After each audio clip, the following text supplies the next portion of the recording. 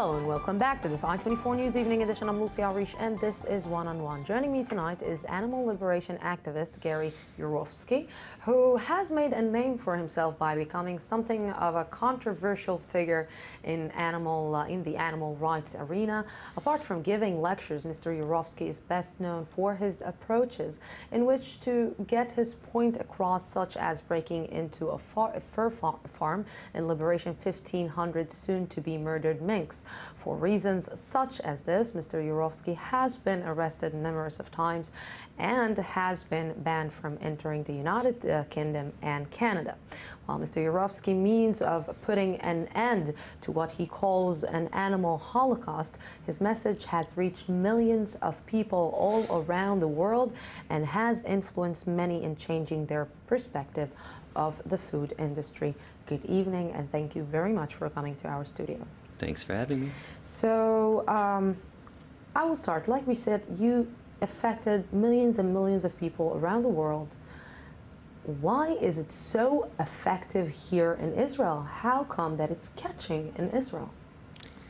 I'm not clearly sure why, but the only thing that I can figure out is that over the years, as I've talked to tens of thousands of people, I've noticed that people who have been oppressed, Jews, Hispanics, women, blacks, they always respond better to this revolution that I'm involved in because they understand oppression. They've been through it. They know what it's like to be treated like nothing, like their lives don't matter.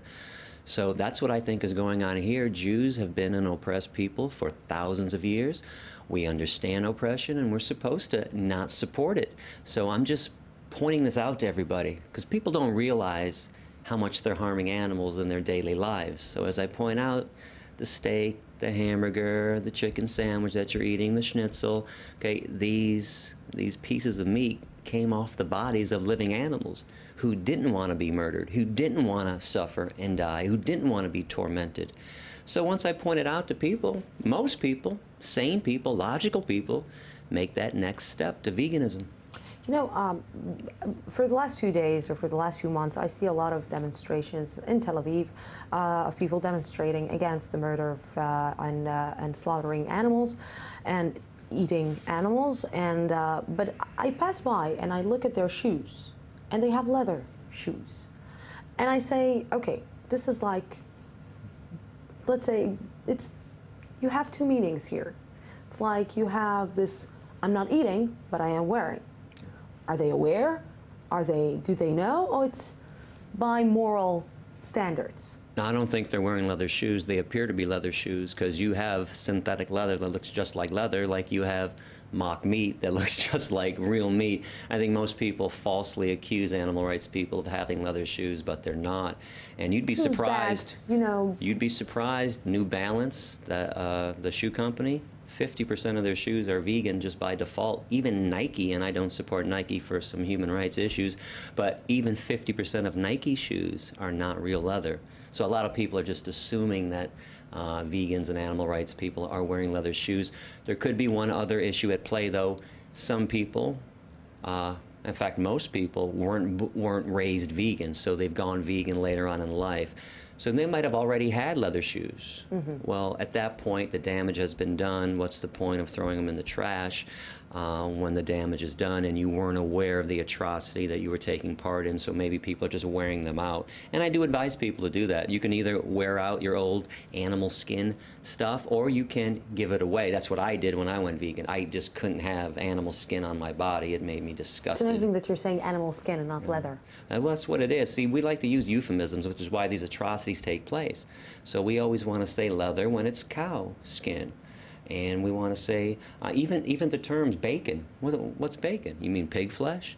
So once you start thinking about what we're wearing and what we're eating, again, this is why I say sane people will make a choice towards veganism. It makes no sense, because if you, let's put it this way, I like to explain how this is the biggest Holocaust that has ever existed, and people get upset at those terms. I have to tell you that I am upset about hearing like Holocaust, comparing the Holocaust to, like every single person that heard your lectures, and to hear this Holocaust, comparing it to animals, it's a little bit, well, let me and explain. you know what, and I'm not even Jewish. Okay. But it's hurt me. Well, let me explain how this Holocaust is actually worse. I'm offended that we compare human Holocaust to the animal Holocaust, which is the biggest Holocaust in the history of humankind.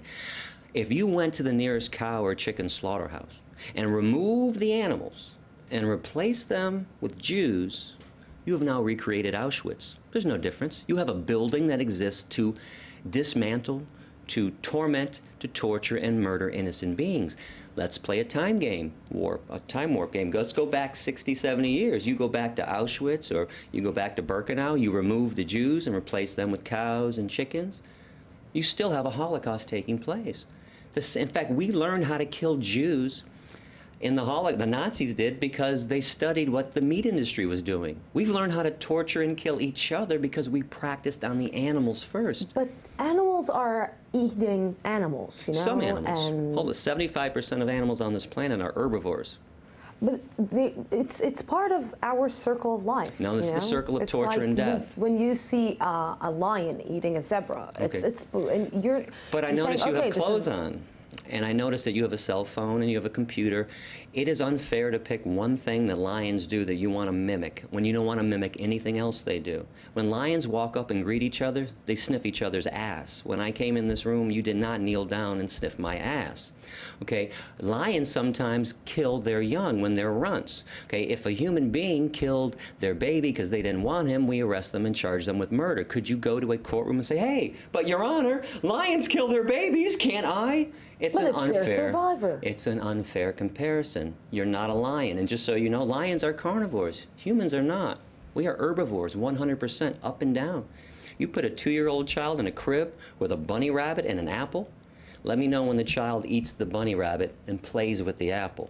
We are purely herbivorous. We have no carnivorous or omnivorous instincts whatsoever. And physiologically, if your jaw moves from side to side in a grinding motion and you chew, you're 100% herbivore. If you were a meat eater like a lion, your jaw would only go like this, up and down, rip and swallow. If you sweat through your pores to cool yourself, you're herbivore. What is your main purpose? Because most of the world won't become vegan.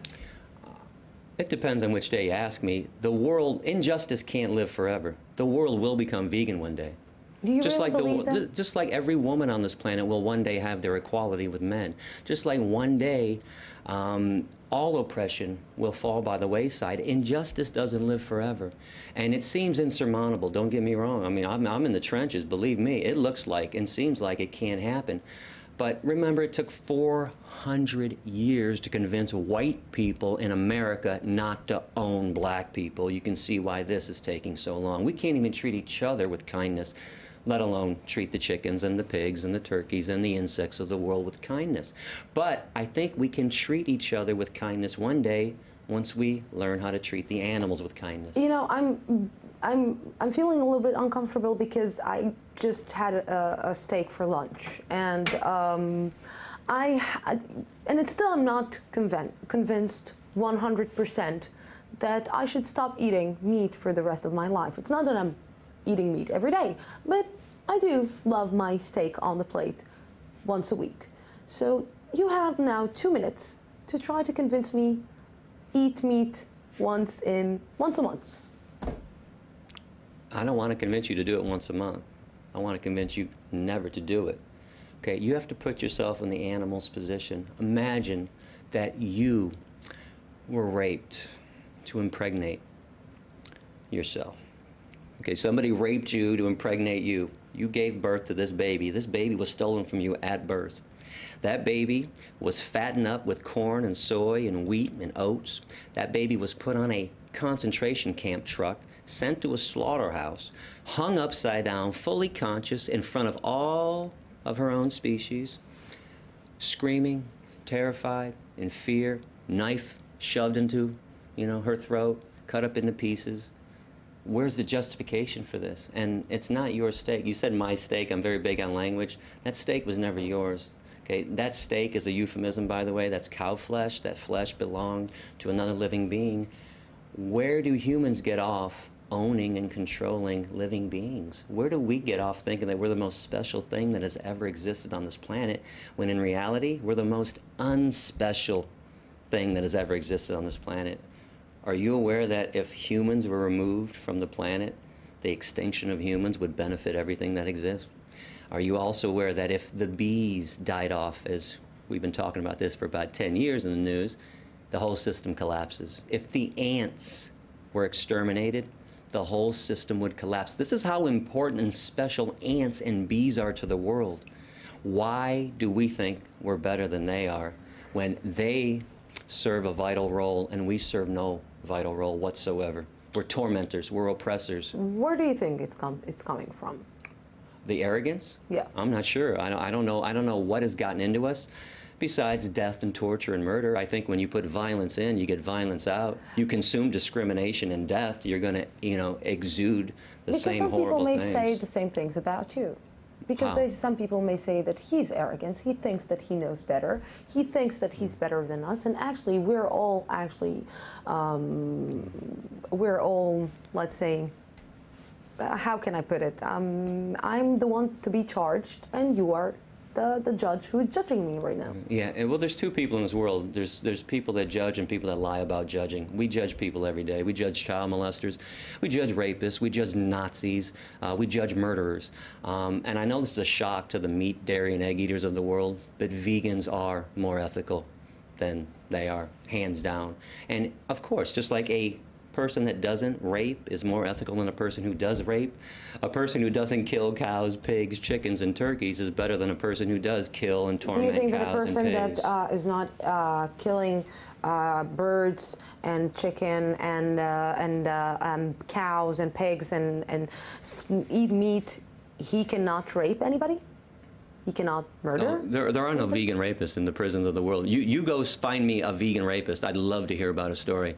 I'll show you prisons around the world full of meat, dairy, and egg-eating rapists and child molesters and murderers and people that rob and steal. In fact, I'll even take it a step further when we talk about health. Go find me a hospital with a bunch of sick vegans in it. I'll show you hospitals full of people with heart disease, cancers, diabetes, osteoporosis, kidney problems, etc., all stemming from animal protein, the main cause of every major disease on this planet, and in addition to all the fat from all the animal products and cholesterol and the saturated fat and trans. Hitler was a vegetarian. Hitler was not a vegetarian. That's a complete lie. A complete and utter lie from Goebbels, his propaganda minister. Hitler did have a lot of power, didn't he? If he had all this power that he had, why didn't he mandate veganism if he were a vegan or a vegetarian? Do you know that Himmler, the guy that constructed all the gas chambers, was a chicken? Maybe he wanted to slaughter Jews. This is why he had another idea, other idea. Two of his biographers, Albert Speer and Robert Payne, talked about Hitler's love for liver dumplings and pigeon, which is known as squab. His main chef, Dion Lucas, wrote a book in 1964, the Gourmet School Cooking Book, and she wrote his favorite recipes, which were all meat-based recipes. This is the power of propaganda, the power of Goebbels, still alive and well. Do you know why people think Hitler was veg? Goebbels wanted to make Hitler seem as peaceful as somebody else in the world at that time who was loved and adored. And his name was Mohandas Gandhi. And Gandhi was vegetarian. And Goebbels would say, wait, Hitler's just like Gandhi. He loves animals too. And he's peaceful to the animals and he's a vegetarian. He's not. And just so you know, all the concentration camps did have animal slaughterhouses there too. And when the Allied forces came in to rescue the Jews and the Gypsies, they left the animals behind. This is why I call this the world's largest and longest running Holocaust. The animal Holocaust was happening long before the Jewish Holocaust, during the Jewish Holocaust, and it's still happening today. Every second, just so you know, of every minute, of every hour, of every day, female animals are raped to impregnate them. Every second, animals are being killed. Every 60 billion animals every year. Do you accept, or do you understand, or that people are calling you terrorist? Sure. What else are they going to call me? You couldn't sleep at night if they called me a compassionate human being, because I'm calling them out. And as we go back in time and look at all the other people that we adore now, collectively, we all agree, Gandhi and Dr. Martin Luther King and all these people, Rosa Parks and Cesar Chavez, do you know, they were not loved during their time. They were despised. They wanted to make change, massive change. It's only later on that a society looks back at revolutionary activists and says, oh, man, he was great. He was just trying to bring peace and justice. I'm trying to bring compassion to this world. It's amazing that I'm called a terrorist. And if I'm called a terrorist for saving animals, what do we call people that kill animals and torture animals and eat animals? One last thing before we have 20 seconds. What did you have for lunch? I had a vegan schnitzel and a vegan burger from the vegan shawarma place in town, my favorite restaurant. Vegan schnitzel, vegan shawarma, vegan schnitzel, vegan hamburger. Gary, thank you very much for coming to our studio, and thank you, our viewers, for being with us tonight. We will be back on Sunday at the same time, at the same place. From the Jaffa Port, have a great night.